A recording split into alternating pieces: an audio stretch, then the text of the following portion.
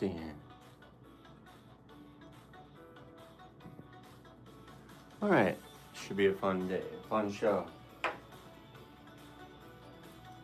Double dog addiction, my friends, is the name of the game. Today we're talking about one day at a time, one day at a time. A very addiction-centered episode. Because a lot of us don't have the luxury to go out and about and worry about, other things besides our addiction. Some of us live inside our bag of dope each day. Every day is just lived inside this bag of drugs. Every day consists of finding it. Every day consists of searching for it. Every day consists of needing it and hoping for it and going around the whole little world that you've created just to get your drug. But today, we're going to talk about a fresh take on one day at a time, because one day at a time has been basically one day at a time ran through the ringer, right? It's a one day at a time this, one day at a time that, one day here, one day here. Everybody's saying that, right? But we're not saying the fake kind of one day at a time where it's like, okay, every day, every single day we got to start over. Every day we got to drag yesterday into today, like it's a suitcase that we're just dragging along with us every single day. Oh God, my past, I just can't get rid of it. I'm dragging it everywhere I go. I just can't get rid of dragging my past everywhere with me. But it's time to have a real reset. An actual reset, my friends. Not a start over, not a do-over, not a now we can begin, not a I've waited my whole life for this and now I can finally start moving forward. No. We reset because it's a feeling. It's a feeling because if we want an action to happen, we have to have a feeling to get us going into it, right? And that feeling gets us to a decision. And once we can start making good, healthy decisions, oh man, now we're cooking with gas, as my great grandma used to say. And once we have our decision, the decision, of course, is simple. It's a simple decision not to use or drink. But it's a very, very not easy decision. It's a difficult decision to make. It's a simple, just because something's simple doesn't make it easy or hard, right? So not 1 year at a time, not 1 month at a time, not one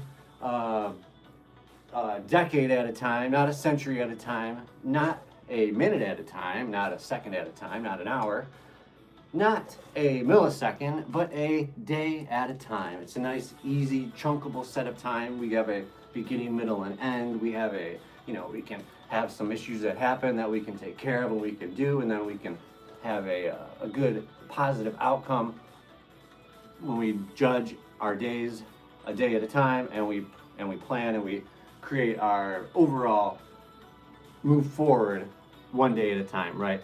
And it's not the whole, and here's another one that I know us veterans out there, especially if we finally get clean and sober and we're used to being, we're used to getting things done, we're used to not failing, we're used to keeping on going, we're used to our structure, and we're used to accomplishing a goal.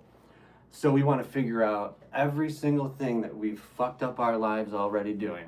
We want to fix it all, like right then and there. We want to fix everything we've ever done. If we've messed up our relationship with our kids, with our parents, with our family, with our friends, our good friends that we've fucked over and we've hurt, right? But the truth is that a lot of us aren't even ready for tomorrow yet. And people say, oh, I need to be prepared for tomorrow, a good tomorrow, right? We got to have a good old-fashioned tomorrow, right? But the truth is, we have to deal with today. So many people are like, oh, I'm going to start this tomorrow. Oh, tomorrow we're going to go, and tomorrow we're going to do this. Tomorrow we're going to do that. And tomorrow, my friends, it never comes, because you can keep pushing things off and life happens and they always come up with excuses, and then once your timing doesn't fit where you're actually trying to get, then you feel discouraged and you feel all upset. And that's where the whole thing of this episode shouldn't all over yourself, my friends. I should have done that. I should have done this. I should have done this. Or you should do this. You should do that. You should. Stop shouldn't all over yourself. Stop shouldn't on other people, and definitely stop shouldn't where you shouldn't be shouldn't, right? So we have to realize that we are not behind. We're going to talk about that today a little bit, right? We are not behind because we're weak. right? We're behind because addiction taught us to chase relief instead of stability and growth. It taught us to chase the bad, unhealthy things, the quick fixes, the get it right now type lifestyle. And that's not how stability is built. That's not how growth is compiled, because you have to grow and build growth upon that growth. And if your level of growth is not steady on the bottom, well, whatever you grow, it's not going to be steady. And we got to build these stability, our stability lifestyle, one day at a time. So let's consider that each day is a lifestyle brick. So we're trying to build this lifestyle a certain way, but we have to actually figure out, how do we get from, you're like, oh, Nick, oh, talking about this is great. Oh, it makes so much sense. Oh, we can do this, that, or the other. But how do I get it from just a motivational up on a Sunday morning to doing something and actually getting something from our own investment in ourselves? Well, I tell you this, if you don't do something for your mind, your body, and your spirit each day, you will feel it. You don't have to believe it, right? Because our systems will tell us, but you have to be willing to try. You have to be willing to take the leap. You have to be willing to want to do something to feel better about yourself. And if you don't take that leap, well, then you're never going to get results, because, hey, you can't get a result or fix things if you don't admit there's a problem, of course. So if you got to admit there's a problem, let's just start with today's. So we're not going to numb it, which is something we like to do, right? We like to numb away our problems. We're not going to ignore it. I know a lot of us like to just shove our heads in the sand and ignore our problems.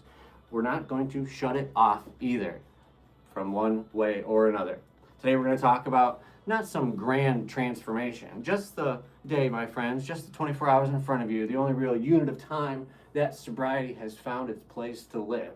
And we only say this because so many people have had success doing it like this. So let's get to our reading for the day, right? Just for today, I will try to live through this day only and not tackle my whole life problem at once. That's not a cute slogan, folks. One day at a time. I know it sounds good. It looks good on a t-shirt. It sounds good on a little wristband if you got it right. But it is a good survival strategy. And a lot of us, we're not in the position to be going out and, trying to change the world. We're just trying to change our own lives. We're just trying to survive. We're just trying to get from one day to the next. We're just trying to, not hurt ourselves, and in one way or another, either on purpose or through what we're doing with ourselves. So survival, harm reduction, one of the tenets of devil dog addiction, that's one of the good ones we're getting today, is we're going to say this: we're going to stop trying to carry our whole life at one time. Stop trying to do every single thing at one time. Stop trying to solve everything that's gone wrong in your life in one sit down. Stop acting like you have to be cured forever, right? Before you're allowed to be okay today. You have to realize that you don't have to have 30 days of sobriety to feel better about what you're doing. You don't have to have a chip. You don't have to have a coin. You don't have to be all, celebrated in your sobriety to get this feeling of feeling better one day at a time. And recovery is not proven by our intentions to do something, right? Because we could say, oh, you know what, I intend to get this many days clean. I'm trying to get a week clean. I'm trying to get a month clean. I'm trying to get, my goal is to get through the summer clean. And my goal is to get through this clean. And people set these lofty goals that, they may not seem lofty for the general person. They may not seem lofty for your family members. They may not seem lofty for the person who's dropped you off at rehab 3 or 4 times and is like, oh yeah, motherfucker, we're going to do this time. Because your intentions are jack diddly squiddly, my friends. You got to be doing something, and you can't do something tomorrow. You got to do something today. And it's proven, especially on the days that you feel like not doing it. On a day that you feel sick. Not like physically sick, of course. If you're like physically sick and bedridden or stuck in a house or whatnot, that's the one thing. But if you are feeling emotionally sick and spiritually sick, especially on the days that maybe you aren't, you're not drinking, you're not using, but you are, doing things that are not living the proper lifestyle of in recovery. So let's get into a couple of our key terms for today, my friends. Today we're going to get into this one. A one-day container. Try to make a mental boundary that keeps today from getting poisoned by any of yesterday's regret or tomorrow's fear. The shoulda, woulda, couldas of emotional baggage, right? So you don't want to be going on a trip with any of this stuff when it goes through customs. Relief chasing. The habit of picking short-term numbness over long-term stability. And a lot of us, especially for drug addicts, we love to choose this. The short-term quick fix instead of the long-term dull actual recovery. And that's a good word for it, because a fix is one thing, like throwing a Band-Aid on a broken leg, but a recovery is going through the process of finding the problem, making the solution to it, doing the solution, and then following through with the aftercare. And that's just the same way with addiction. And how about this? External scoreboard. Measuring your worth by money. We have tainted an entire 200, 300 years full of Americans that have just been told that the purpose of not even American, but the world, right? Like in history, this isn't a country type thing. Humans have been so conditioned to care so much about money, care so much about things, care so much about status and, ownership of things and power. I think it's the power that people have been able to tell other people what to do because it makes them feel better about themselves. But that is not a long-term feeling better solution. Measuring your worth by money and comparing yourself, measuring yourself by status, by your travel, by your attention that you can keep from other people, or looking like you're winning. Hyper-attunement. Being intensely sensitive to environment, emotion, conflict, beauty, or pain, without the tools to regulate it. And that's the key part there, folks. If you don't have the tools to regulate this over attack of emotions and conflict, and you can see the world around you, and it's good and bad. So let me put it plainly though. Once you've mastered the whole one day at a time thing, then you can start thinking about other things past that. I'm not telling you that, one day at a time is the only way that you can do this stuff, or that, you shouldn't do more than one day at a time, or this or that or the other if it works for you. But you need to master the little before you can move on to the big. And many of us are not even to that point. A lot of us aren't even to the point of admitting that we have a problem, and some of us are to that point, but we're not to the point of admitting the actual recourse of what we have to do to move forward and make things better. And tomorrow, well, that's just a scary, scary place for a lot of us to think about. But we like to throw our stuff that way. We want to say, we'll deal with it then. We'll deal with it tomorrow, while fearing tomorrow and knowing that we're actually never going to get there. Because you can't step into tomorrow without using today as a little booster. And I don't know how many different ways we can put this into an analogy, but it's not an insult if you are not to the point of this part yet in your recovery journey. It's not an insult if people think that or not of you. But this is a diagnosis, basically. The whole people, I'm diagnosed to not be able to understand the idea of only thinking about one day at a time. And it's so hard to just think about today. And I think that's why we're so focused on mindfulness. We're so focused on living in the moment. We're so focused on, meditation or finding silence or solace in a world that is throwing so many things at you all at once that you can't help but be overloaded. Especially now that we're basically born with a screen in our hands and just attacking us with information left and right. And tomorrow becomes pressure. When you think about tomorrow turns into a pressure. It turns into something that you're worried about. Tomorrow becomes shame because, now there's something that you haven't done yet that you're supposed to do, and you're like, oh God, I feel bad about this. And a lot of times it's about things that are very, very important to us, like, doing things in our relationships. And tomorrow, I've done this for sure, as I've used it as a too high of an optimistic place and too much of a pessimistic place. So if things are going bad, everything is going to be horrible tomorrow. But if things are going good, or things are going semi-bad, then you can rationalize and tell yourself, tomorrow I'm going to take care of this, and then, then we'll do this, and then we'll do that, and then we'll do that. And you don't have to worry about anything because you're like, oh, good, now I'm all set, and I can just, fuck around for the rest of the day. But tomorrow turns into today real quick, and today's tomorrow gets pushed back a little farther, and you still don't feel right, because if you don't do these things, you don't feel right inside. If you don't make that effort, and if you don't actually make that decision and then do the actual step, you feel bad. And I'm telling you this, my friends, you can feel it in your insides. You can feel it as guilt. You can feel it as a lot of things. But when you're using and drinking and drugging and doing all that stuff, it numbs your sensors of your insides, so you don't even realize that you're so unhealthy right now. You don't even realize that you're in so much pain. And that not right feeling, of course, is the moment when recovery becomes real for a lot of us. That not right moment becomes our rock bottom, because it's a feeling that continuously happens regardless of where we are in our lives. And we feel like crap, and we feel horrible, and we feel down, and we feel like nothing's going to work, and we feel like nothing we do is going to succeed, and we feel like just why should I even try, because it's just going to fail in the long run, and why should I worry about the short run if the long run is going to be shitty? And then all that thinking becomes destructive, downward thinking, and we fall into a pit of doom, right? And if you're trying recovery and your mind is loud, your body restless, and your spirit becomes flat, right? It doesn't mean you're broken beyond repair. And a lot of us think, oh, I'm doomed, I'm screwed anyway. I know for the longest time, I didn't care about living. I didn't want to live. I don't care about it at all. I would be perfectly fine if I didn't wake up from one of my usage times. I'd be perfectly fine if I, think about drinking and then just jumping into traffic.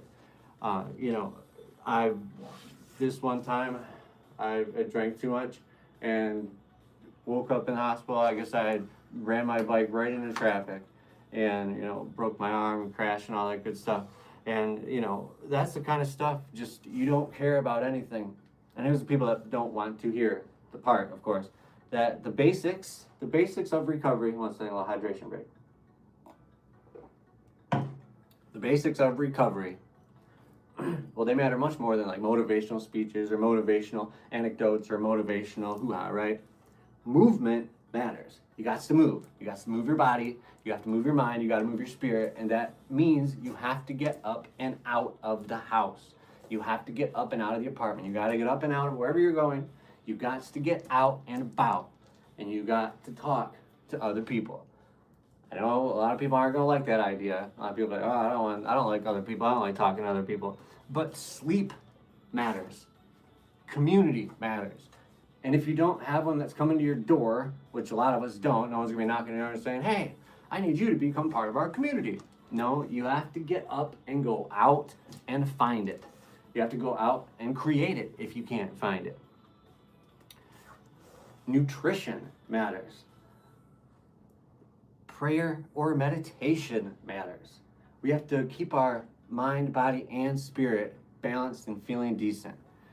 A journal, keeping track of how we feel on a day-to-day basis. If we can't remember each day, a lot of times we feel so down and we're like, oh God, nothing's ever gonna work out. So you gotta write that feeling down. You gotta write down how you feel like that. You gotta write down when you're in the pit and deepest and darkest and most horrible place, and then write that down. And then when you're up in your manic times, or like just for me, when I'm up in my manic times and I'm going and going and going and I'm feeling, oh, everything's great, write that down, keep track of it, and relay it back to this stuff. And once you can understand what you're going through, it doesn't seem as overwhelming, it doesn't seem so bad, and it doesn't seem like something that is going to go on forever. And that's the biggest thing I can't stress, my friends, is if you are going through feeling really, really bad, it's not a forever feeling. You can get past it. We can get past it. Everybody can get past it. Now, it may need some professional help. You may need more than just a little, watching some TikTok, YouTube videos. You may need a little bit more work than that, like the majority of us do, right? So we have to realize that science actually backs up what recovery rooms have been saying for quite a while. Moderate physical activity just moderate physical activity is associated with real mental health protection. Look, one major analysis found that doing the equivalent of about 2.5 hours of brisk walking a week was associated with a 25% lower risk of depression. Why is that? Well, it doesn't mean you have to go out and become a gym bro, right? It means that you got to move your body enough to remind you that your brain and your spirit are alive, that you are a living being in this beautiful miracle we call life. So it means that one day at a time is not a don't dream just small dreams, right? It doesn't mean that you just stick with your head and focus on just one little tiny thing and only for just that day, right? It means small handles on small things. And when you can get a group of small things handled, then that turns into a group of big things handled. And then we work our way up from there. So let's talk about the other trap, my friends, is thinking you are different. Thinking that you are so different that you are no longer part of the general human experience. The one that keeps us stuck even when we are sober. Yes, my friends, I'll say it once, I'll say it twice, I'll say it thrice. Just because you're not drinking or using drugs doesn't mean that you're living a good, healthy, sober life. A lot of us don't just relapse on substances, we relapse on our identity, right? We start believing we are, we're too damaged to change. We're too special to need what normal people need. Our addiction is just a little worse than the average bear, right? A lot of addicts are deeply tuned in. We feel everything. We notice everything. We read rooms pretty good.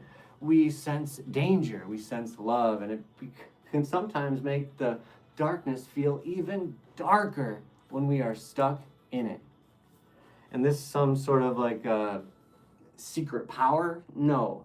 The secret power of being hyper empathy or hyper empathetic. Well, I think that's what a lot of us have to realize, though, is that we are special, but we are individually human. We are our differences, but we are our similarities too. And that's the pivot, folks, because the minute you decide you're not human like everybody else, you start chasing that other scoreboard, right? We decided that we're going to stand out, is that we're going to have more things, we're going to have more money, we're going to have more opportunity, travel more, see more of this, see more of that. Okay, this is fine. You can have all these great grand dreams, right? But goals are good. Success is okay. But if your worth depends upon it, if your self-worth depends on looking impressive, you are never going to feel stable and you will never find that true peace, happiness. You're going to feel hungry all the time. And no, that's not that healthy hunger of driven success where they've tricked generations of people into thinking that that's the point. That hunger becomes another substance. It'll be something else because money won't ever just be enough. And here's what makes it so real is that denial.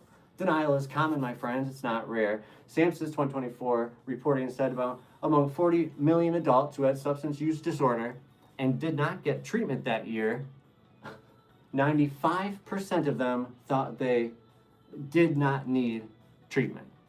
So, that's not because they're stupid, of course. It's because the brain will protect the habit before it protects the future. Your brain will continuously protect your need to get high over doing other things better and for the future. And while we're not treating the real problem, of course, the mind, body, and spirit problem, because it's like that show on Netflix, a 3-body problem, right? It's all the 3 different parts of your, the human experience.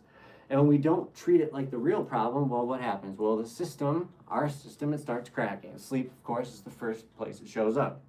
CDC notes adults should get at least 7 hours of sleep. 1 in 3 adults, of course, don't get enough sleep. And this reality has been a long-standing public warning. I do not get enough sleep. I need to get more sleep. I know it'll make me feel better, I hope. But it's so difficult when there's a litany of issues that are on your mind or in your life or happening to you at any given moment. And while you're trying to do one day at a time, of course, through recovery, while you're chronically sleep deprived, emotionally isolated, and spiritually empty, you're not going to be living a very sobriety-filled, happy life. And that's not weakness, that's just chemistry and exhaustion, all wrapped up with a little bit of pain showing up all at once. Of course, people don't change quickly, and that's the point. People can change. There's one thing that you can get out of this episode is this, that some people say, oh, people don't change. People never change. I've never seen a person change. Tiger doesn't, change its stripes. Leopard can't change its spots and all that good stuff. But they do, and I've seen it. Sometimes people change drastically. Very, very rare, very rare.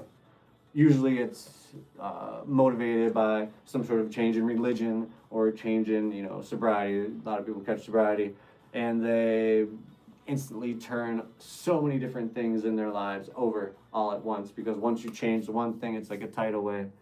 But the miracle, and that's what they say, the miracle of sobriety, when it happens, you got to stick around so it actually happens. And they change, like I said. But most of the time, it is not dramatic.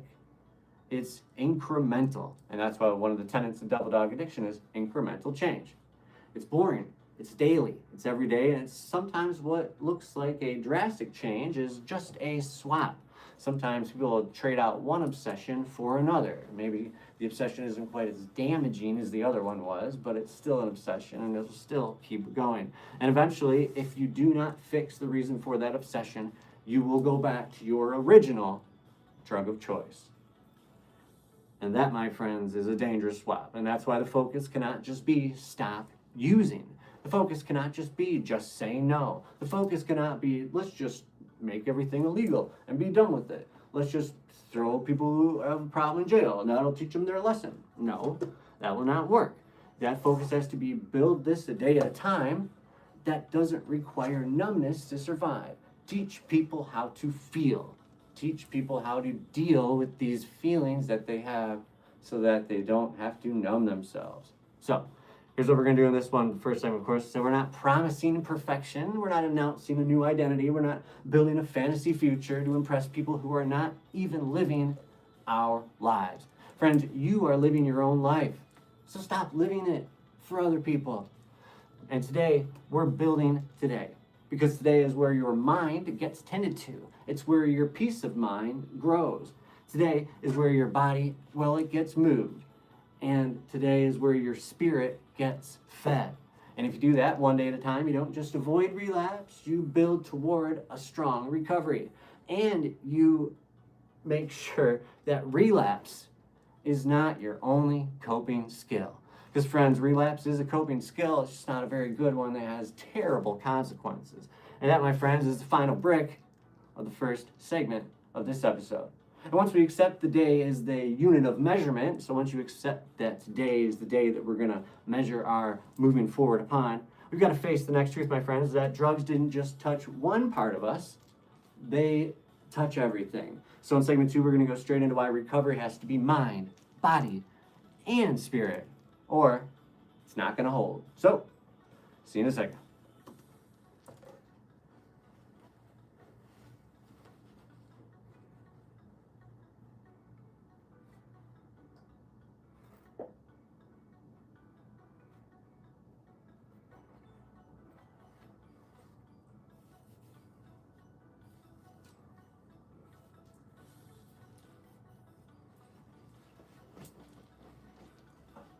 All right, water break.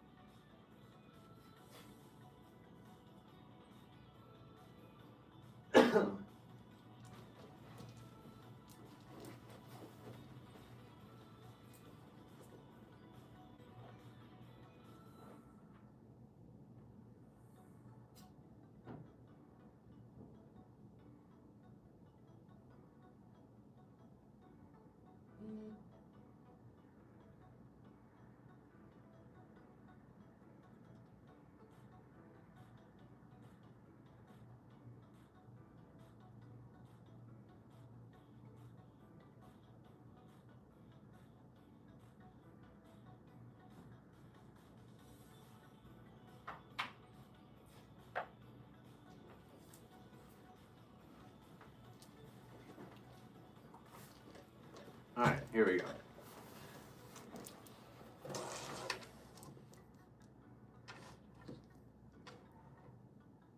If segment 1 was about earning today, right? Then segment 2 is like what today actually costs us. If you're trying to live it only halfway, because you got to live it all the way if you want to live it. And your addiction doesn't just hijack weekends, right? It doesn't just stop you from living a weekend. It hijacks the entire system. It hijacks everything. It hijacks your mind, your body, and your spirit. And it tells you that the lie, the big lie, is that your drug is helping you. That the drug is helping you, and it's only hurting other people. Only hurting other people is one of the biggest rationalizations that we used to tell ourselves about addiction every single minute of the day. And the trap, of course, is not that you're getting better. It's getting covered up. You're not being able to see it. You're putting a blanket on top of a fire alarm, my friend. You're putting a blanket on top of it and then ignoring it before the smoke comes through and calling it peace. And the reason that recovery has to be daily. Recovery is a daily reprieve, right? Your mind, body, and spirit is because the damage was daily too. The damage happened day after day after day, hour after hour after hour, week after week after week. And it touched your sleep, your appetite, your fear, your hope, your relationships, your money, your integrity. Don't forget your integrity, your health, your faith, and your ability to feel anything without panicking. And I know that this is true because I felt it, and I've talked to other veterans that feel it as well. It affects your faith. It affects your ability to empathize with other humans. It affects your ability to empathize on a big scale. So tonight we're going to name it. This is a whole person problem, a all of your being problem, which means we got to take it into a whole being solution, because we don't just bitch about things here at Double Dog Addiction. Oh yeah, we bitch about things, but we still come up with a solution and try to make it. So today's reading on this section is, our liquor was but a our liquor was but a symptom. So we had to get down to the causes and conditions. Well, there it is, folks. We have to get into the nitty gritty. Just like I say here on Double Dog Addiction, we have to get into the nitty gritty of what it means to be a veteran and an addict living in today's society. And if we want to do that, we have to actually think about this stuff on a deeper level. And this line, of course, is a blueprint to what we're talking about. Just a break it down Barney style, simple saying to get us in there, right? Our liquor was only a symptom. So drinking, our heroin was only a symptom. Our drugs were only a symptom of what was going on. So if we want to fix the symptom, we got to fix the disease. And of course, if the shortcut, well, your substance use is a shortcut we used to use when our mind was loud, a shortcut we used to numb it out when our body was exhausted. We got a little bit of boost from it maybe, and sometimes our spirit was starving, so we just covered it up with a little bit of drugs. You only had to remove a substance, but we've never addressed the cause as to why that substance was used. So if you just remove the substance from the thing, from the whole situation, you're going to create a person who is still super upset about whatever's going on in their lives, and they're still going to find some other way to cope with this. Now, hopefully the coping will be psychotherapy with some group therapy, and maybe rehab if that needs the case, maybe. But it has to be some sort of something that is just more than not using. So just not using or just not drinking is not going to cut it, because these conditions that we wind up in, man, when we're not using, especially for the first while after that, for some of us, if we've been using for so long, pause, the post-acute withdrawal, syndromes, they can come on and still be going for like up to 2 years. So, and every time you use or drink, you reset that time. Even if you're not drinking a whole bunch, or if it wasn't like a full out, going back to active use relapse. No, man, it's super duper scary. So let's get into some keyword definitions right now. False security. The temporary I'm okay feeling that your drug gives you, while your real problems like pain, fear, grief, stress, trauma, loneliness, they keep growing. They keep growing underneath. Your problems keep growing while you are in your addiction. Healthy sobriety. Not just not using. Healthy sobriety is more than just not using drugs. It's actively maintaining our mind, actively maintaining our body, actively maintaining our spirit. And so we don't slide into despair, so we don't trip into isolation, so we don't stumble into self-sabotage. And hey, I know what you're thinking about there, folks, is that self-sabotage is a real thing. Reduced tolerance. And this is a scary thing, folks, if you've stopped using and then you go back out there. After clean time, after being sober for a little bit, your body cannot handle what it used to. And this makes relapse after not using like this very, very deadly, especially in the Chicago streets full of fentanyl, where people think they're getting heroin, but it's not even like a thing anymore. And this is the old dose Traparuski, folks, and you're going to wind up 6 feet under with people worried and sad and upset and miserable because of what you've left behind. And let me say there, we actually live this, folks. When you are using and you're covering up your sickness, covering up your bad feelings with a drug that is going to give this false sense of security that we're talking about. We have issues going on in our spirit, issues in our body and mind and soul, right? So that's why we keep saying it like a broken record, friends. It's not poetry. It's physics. The drugs, they do not just numb your body. They affect everything. And if someone thinks that dramatic, the cold proof is right here, folks, and the everything can mean everything. The CDC reports 105,007 drug overdose deaths in 2023. 100,000 people. And that's not a statistic to argue about, of course. Those empty chairs are in kitchens, they're in bedrooms, they are in parent-teacher conferences and funeral homes. And even when the numbers improve, the danger doesn't disappear, it just shifts. The CDC provisionals data shows a major decline in 2024, including opioid-related overdose deaths dropping an estimated 83,140 down to 54,743. And that's a gigantic reduction. That's like 30,000, 29,000 people, 29,000 less opioid-related overdose. So yes, recovery is hope and getting that naloxone and getting educated people out there. But do not get it twisted, my friends. The stakes are very real and the numbers are dangerous because of fentanyl and because addiction is not just a habit. It's an entire system that we have right now living in emergency mode. Our legal system mixed with our law enforcement system, mixed with our healthcare system, mixed with our education system, mixed with our social reach out programs and education. It's all together.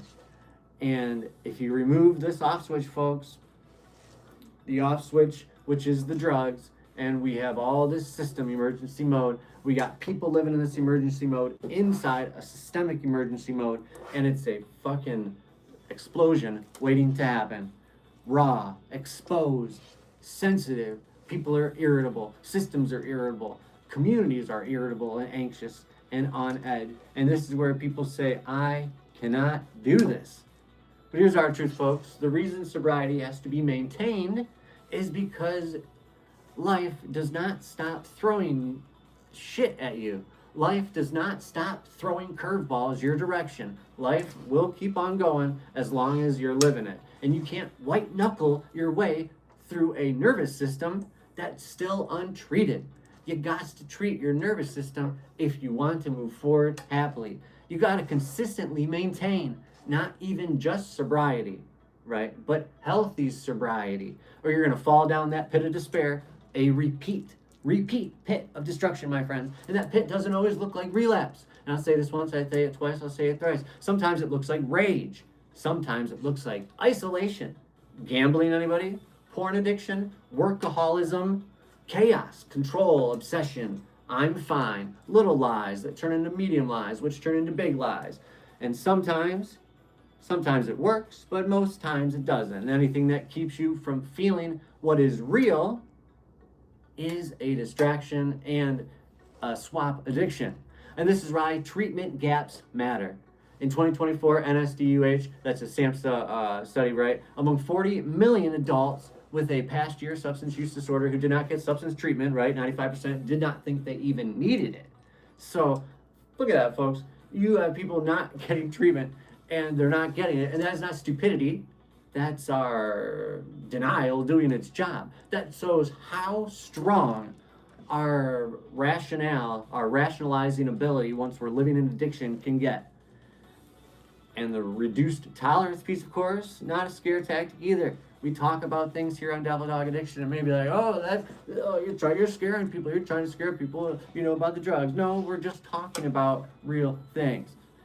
Someone says, I can handle it. Oh, I can still do what I used to do. My body's still the same old thing. Well, that, my friends, is a danger zone for a lot of addicts and users because your body has changed. Your body is more susceptible, especially if you have stopped using for a little bit. So, segment 2, that was the reality check. Say, hey, look, the drug hits your whole system. Your body, mind, and spirit hits it all. Then recovery has to rebuild it all too. We didn't get into how to do it. We just talked about a few different things of why and how we have to do it. And that one day at a time is not just a slogan. It's got to be that daily maintenance for your mind, body, and spirit. And it's an easy, more understandable size chunk that you can really process, right? But now that we've named the whole person damage, we've got to deal with the other engine that keeps people sick when they're trying to stay clean, which is the mental prison of regret. Regret, my friends. Regret. The coulda, woulda, shouldas. You're shoulding all over yourself. How do we stop shoulding all over ourselves? I don't know. Well, don't look back because regret, should, and staying present need to be things that we understand. So segment 2 is about one day at a time. Segment 3 is about trying to steal that day from you. Regret and shame. Denial, they all live in the same area. And the mental time travel, it keeps addicts stuck living yesterday. It keeps addicts living yesterday over and over and over again. Like we're stuck in a courtroom and it's being played for us every single day. But the truth is, you can be clean and still be living in your bag of dope one day at a time. You can still be living in your bag. You can still be only wanting that little bag of dope every single day. But the coulda, woulda, shoulda bag, right? That's the bag we're talking about. Yeah, we do live in our dope bag, but we're throwing that one out and we're grabbing our shoulda, woulda, coulda bags. Our big old bag of should right here, my friends. And what does it say to us? Well, it says, what am I gonna do? Sit around all day and feel like shit about what I've done in my past? I don't think that's a good alternative to doing something positive with your life. Because this, my friends, is the question. It's the fork in the road. It's the wild, how normal, how this becomes an addiction, how the normal of our lives becomes so chaotic and ridiculous. We carry our whole extra life on our back, right? Because have this secret identity of addiction that is just living with us. We're spinning 2 lives at the same time. Sometimes some of us are living more than 2 lives because we got to keep up different lives to multiple different people at any given time. But some of these things are not as open and understandable as usual. Maybe it's an issue such as apologies that have not been made. People that we haven't faced yet, that we know we've wronged. The versions of ourselves that we hate, that we still haven't dealt with. The I should have known better loop. And yes, we do get stuck in those I should have known better loops. So don't should all over yourselves, friends, because that word should, it can be turned into a weapon, a very, very damaging weapon that we use upon ourselves. It doesn't guide you, it judges you. And when you feel judged inside our own head, especially when we feel like we're judging ourselves or someone else is judging us, as that's pretty bad too, but when we're judging ourselves, man, you start hunting for a chemical to shut the judge down. And the judge is us. We're trying to shut ourselves down. So today we're not doing fantasy redemption stories. We're doing the real thing. Acceptance, amends, and the daily practice of staying present enough to heal. Today we're going to use the NA reading just for today, which is don't look back. I can't read it verbatim because the stupid thing keeps copyrighting me. Basically, the reading talks about the steps offering a big change from a life dominated by guilt and remorse. Does anybody feel guilty about something and then that stops them from actually doing the thing that you feel guilty about. So then you feel more guilty about that because you just did it and you're like doubling down on the guilt that you felt the other day. Well, this, my friends, this is what lands a punchline, is that a new freedom that can end isolation. Oh, what is this? We can get some community. And then the punchline, of course, once we've done the work, what's done is over, right? But it's hard to move forward if we're staring backwards. Stop looking backwards, especially if you've done good or bad things that you want to feel especially good about, or if they're making you feel bad about it. No, do it. Be okay, it is what it is, and then we're going to move forward. Just for today means that the steps have freed me from regrets over my past. Today, I look forward to my new life in recovery. Rumination. Replaying pain on a loop. Replaying mistakes on a loop. Replaying losses on a loop.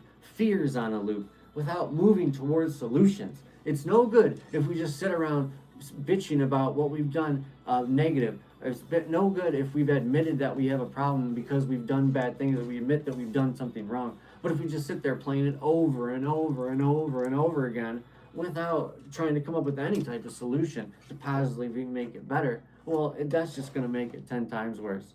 Radical acceptance. Not approval, not it's fine, not, oh, I'm good with it, not I forgive you. No. Just truth without a fight. Just saying, I accept this for what it is. Acknowledging that what is. Acknowledging that, hey, this is where I am now. I don't necessarily have to be okay with where I am, and I may have goals to be changing, but we need to be able to understand that where we are is where we are. And this can be talked about on a lower level all the way up to a giant level. So let's get to the next one. Self-compassion. Treating yourself like a human who can grow, not a criminal who must be punished forever, not a criminal that needs to be punished 24/7 for something they've done over and over and over again, not a person that is in a relationship where they feel so guilty that they let the other person continuously make them feel bad about what they've done in the past. Kindness plus accountability. Self-compassion. Hold yourself accountable. But if you've made a mistake, or if you haven't succeeded, or if you haven't lived up to the standard that you want to be held up to yourself, then retry, hit reset, do that bad boy again. But do not live in regret. And do not beat yourself up daily.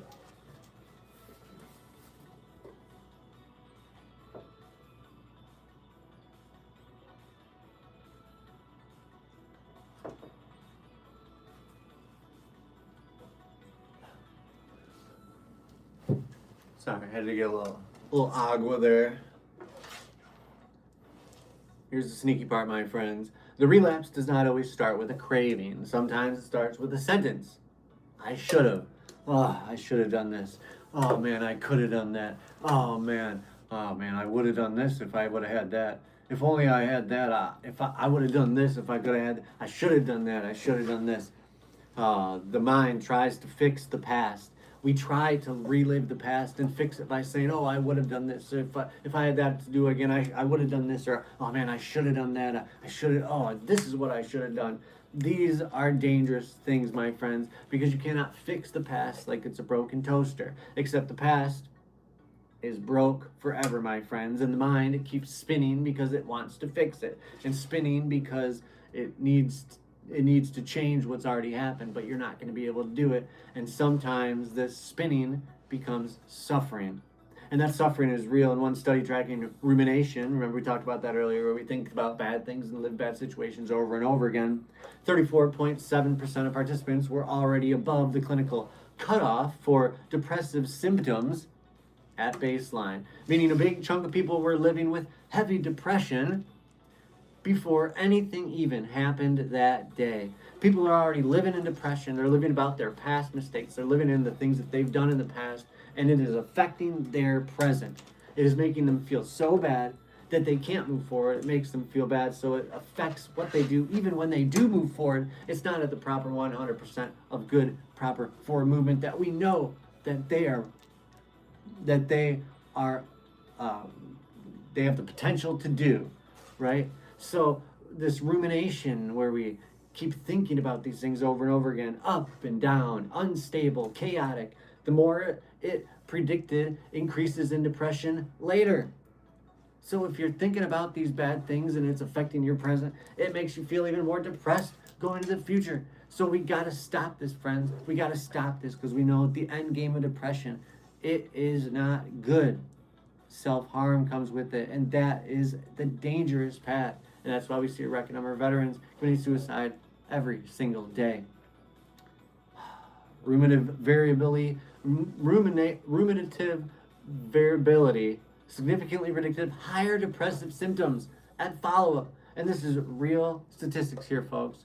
So when we say mind, body, and spirit, we are not being poetic.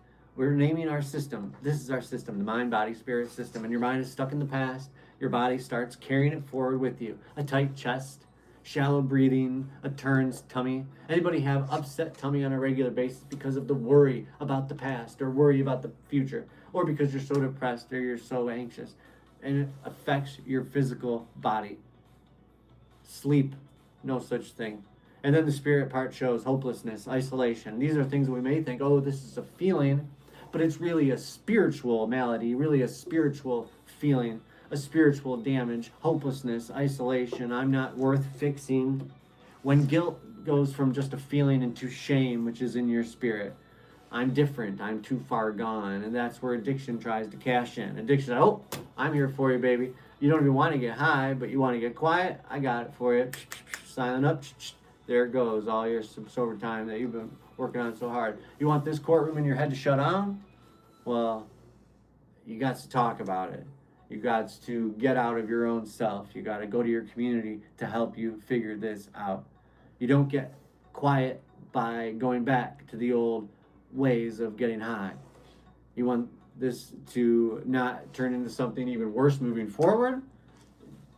There's nothing that's going on right now that drinking or using is not going to make worse. It will make it worse moving forward, especially if this is something that you're working on trying not to do. And this is why your should word, I want you to get that word out of your vocabulary. Do not say the should word. Do not ask for the should word. Thou shalt not should anywhere. And word is so dangerous for us. It's a deadly keyword for us. It turns our day into a daily trial. And our sentence from said trial is using. So what do we do instead? Well, we don't pretend we didn't hurt people, because yes, we've hurt people and we feel bad about it. We don't pretend that we didn't waste years, because yes, a lot of us have wasted years. A lot of us have wasted decades. We don't erase consequences. We don't ignore the consequences. We don't forget them. We don't pretend like they didn't happen. We just stop making the past our current landlord. We stop making the past our current owner, right? Because basically you are a slave to your past if it affects you like this. And I had to look at the man in the mirror. It was me. I was fucking all this stuff up in my life. Now, of course, there were some systems and situations that have added to it and have made it even worse. But at the end of the day, I was making decisions and have fucked so many things up. But that doesn't mean that you just sit around feeling bad for it. And also, it doesn't mean that everybody that's around me that sees, oh yeah, he's admitted his mistakes, or he's admitted this, that, or the other, they just are like, oh, well, now we're going to let him off the hook and be like, we're not going to make sure that he's still, walking this tight and narrow path, right? No, that's not the case. That's not how it works, and it's not going to feel good. Across 23 studies, of course, from the SAMHSA, said that 1,390 participants said that in-person self-compassion showed a medium effect for reducing depressive symptoms. So if you want to not feel depressed, mindfulness, living in your moment. Mindfulness skills, of course, keep you from automatically reacting on instinct, reacting on a way that we've done over and over again is not the healthy way to do it. And you're going to feel bad about it, and it's other people around you, they're going to feel bad about it, and it's going to everybody's going to feel bad about it. It's not going to work. So, all I know is that, the live thing is, sorry. a little puzzle piece on the YouTube. They wanted me to put in there. Anyway, we're on to segment 4, my friends, but we have ran out of time. So let's do the rest of Devil Dog Addiction tonight, a little bit later when more people are out and about, and I think it should be a good rest of the wing because we still got the opposite card where we talk about the lone wolf logic. How do we talk ourselves into staying sick? We talk ourselves into it. We convince ourselves that this is going to be good, but it's actually not. And then we're going to get into healing hands, where we actually come up with a solution for how do we get into this one day at a time lifestyle? How do we actually make one day at a time into a way that we live our day-to-day lives? So, join me in a little bit, actually tonight, maybe around 10 or 11, and we will get it on Devil Dog Addiction style. Peace.